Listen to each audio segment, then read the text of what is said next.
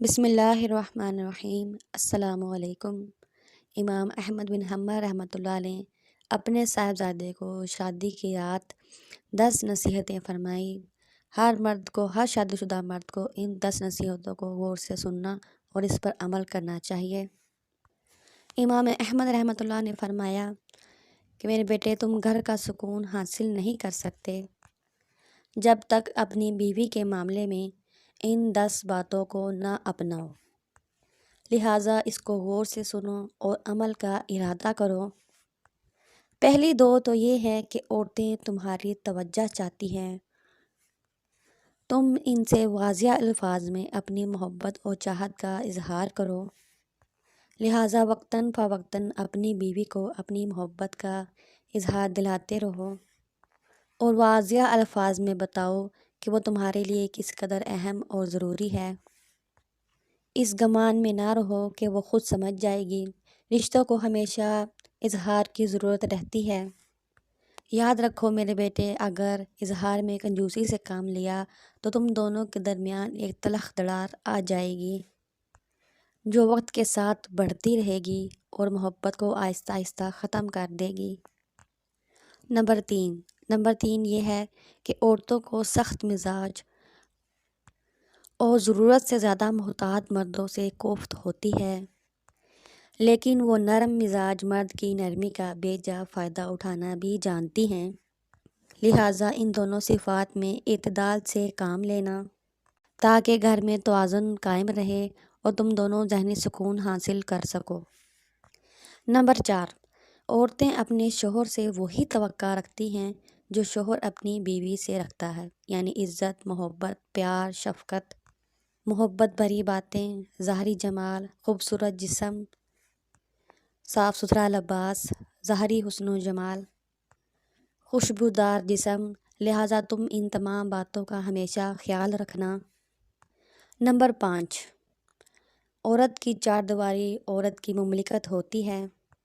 جب وہ وہاں ہوتی ہے گویا وہ اپنی مملکت کے تخت پر بیٹھی ہوتی ہے۔ اس کی اس سلطنت میں بے جا مداخلت مت کرنا اور ہرگز اس کا تخت چھیننے کی کوشش مت کرنا۔ جس حد تک ممکن ہو گھر کے معاملات اس کے سپرد کرنا اور اس میں تصرف کی آزادی دینا۔ نمبر 6، ہر بیوی اپنے شوہر سے محبت رکھنا چاہتی ہے، لیکن ایک بات یاد رکھنا، اس کے ماں باپ، بہن بھائی اور دیگر گھر والے بھی ہیں جن سے وہ لا تعلق نہیں ہو سکتی اور نہ ہی اس سے ایسی کوئی توقع جائز ہے، لہٰذا کبھی بھی اپنے اور اس کے گھر والوں کے درمیان مقابلے کی صورت پیدا نہ ہونے دینا، کیونکہ اگر اس نے مجبوراً تمہاری خاطر اپنے گھر والوں کو چھوڑ بھی دیا تب بھی وہ بے چین رہے گی اور یہ بے چینی بالآخر تم سے اس کو دور کر دے گی۔ نمبر 7، بلا شبہ عورت کو ٹیڑھی پسلی سے پیدا کیا گیا ہے اور اس کا حسن بھی اسی میں ہے۔ یہ ہرگز کوئی نقص نہیں، یہ ایسے ہی اچھی لگتی ہے۔ جس طرح بھویں گلائی میں خوبصورت معلوم ہوتی ہیں، اسی طرح اس کے ٹیڑھے پن سے فائدہ اٹھاؤ اور اس کے اس حسن سے لطف اندوز ہوا کرو۔ اگر اس کی کوئی بات ناگوار بھی لگے تو اس کے ساتھ سختی اور تلخی سے اس کو سیدھا کرنے کی کوشش نہ کرو، ورنہ وہ ٹوٹ جائے گی اور اس کا ٹوٹنا بالآخر طلاق تک نوبت لے آئے گا، مگر اس کے ساتھ ایسا بھی نہ کرنا کہ اس کی ہر بات اور بے جا مقصد باتوں کو مانتے چلے جاؤ، ورنہ وہ مغرور ہوتی چلی جائے گی جو کہ اس کے لیے خود نقصان دہ ہے۔ لہٰذا معتدل مزاج رہنا اور حکمت کے ساتھ معاملات کو طے کرنا۔ نمبر 8، شوہر کی ناقدری اور ناشکری اکثر عورتوں کی فطرت ہوتی ہے۔ اگر ساری عمر بھی ان پر نوازشیں کرتے رہو، لیکن اگر کبھی کوئی کمی رہ جائے تو ہمیشہ یہی کہیں گی تم نے کون سا میری بات کبھی سنی ہے۔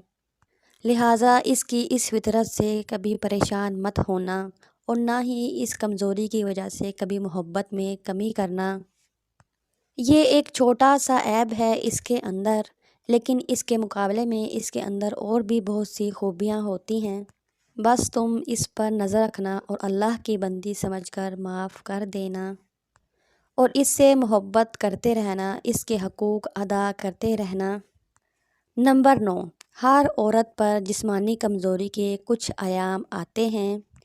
ان ایام میں بھی اللہ تبارک و تعالیٰ نے اس کو چھوٹ دی ہے، اس کی نمازیں معاف کر دی ہیں اور اس کو روزوں میں اس وقت تک تاخیر دی ہے جب تک وہ صحت یاب نہ ہو جائے۔